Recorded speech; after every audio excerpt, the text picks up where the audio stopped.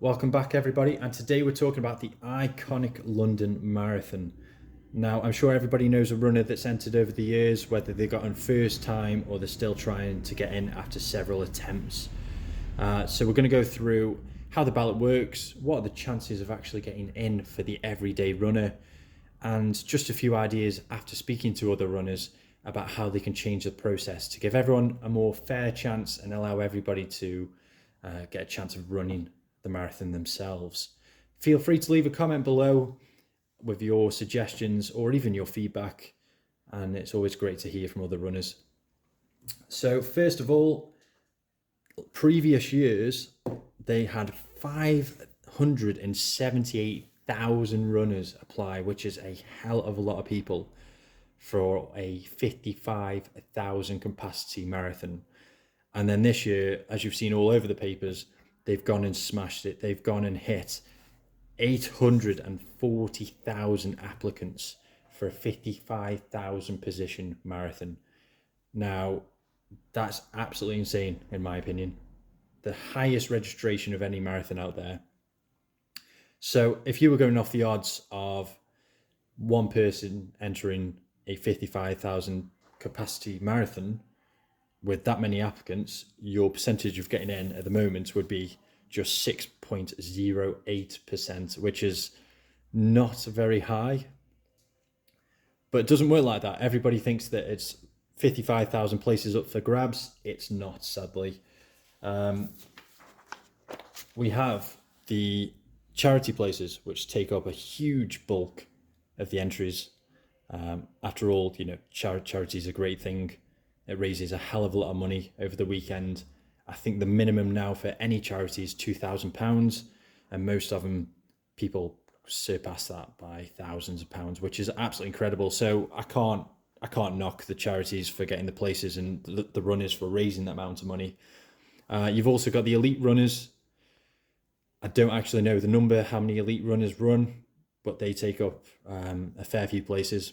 Good for age, so that means that there's a certain criteria. If you hit that time, you qualify for good for age, and that's another way of getting in if you do not get through the standard ballot. Endorsements, so companies that are paying people or giving people places to advertise their products or run the race for them. And then finally, the celebrity places. So straight away, there's different avenues of how to get in the race, but it's not 1 in 55,000. So if you went off the general applications, there's just 17,000 to 20,000 places up for the everyday runner.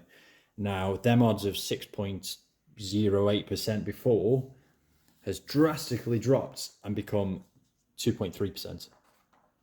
So that's a very, very low chance. I've applied 13 times. That's through a club place and through the general applications, and I'm still yet to get in myself. So that is even lower this year with higher applicants. So after speaking to a few runners over the weekend, they come up with, is it the hype? Is everybody sitting there watching the marathon thinking, what an amazing thing. I could do that. I'd love to do that. Let's challenge myself. Which there's nothing wrong with that. But is it the hype of that weekend? For example, if you opened the ballot 6 months later, would there be a third of the applicants because everybody's, one, forgot about the marathon, and two, just the general runners and the people that want to set themselves a challenge sign up, rather than people that feel as if they've got something to work towards that day. The next one is runners must enter a pre-run race. Now, what I mean by that is I personally know people that have got a place in the marathon, never ran in their lives. They've got a place, they bought a pair of shoes, they've gone out to run a mile and gone, this isn't for me.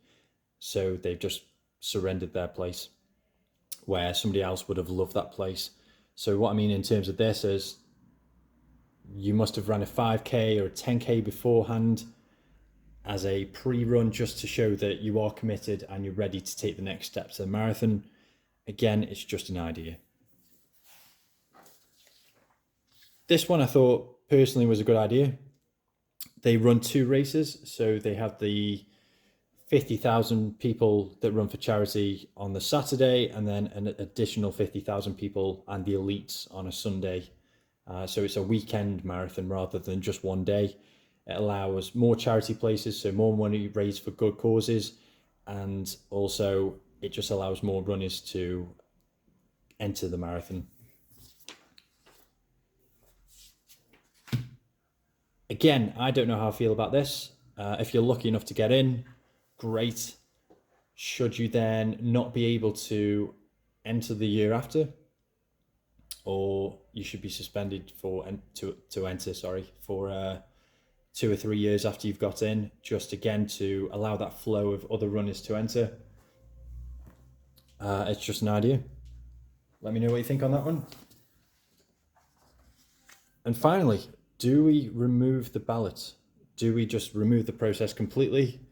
Do we just do it on a first come first served basis until the system crashes when you've got 1 million people trying to enter on the day? It's just an idea. So there's how the ballot works. There's the odds of actually getting into the race, and there's a few ideas. So if you let me know your feedback and just a few comments below, that'd be amazing.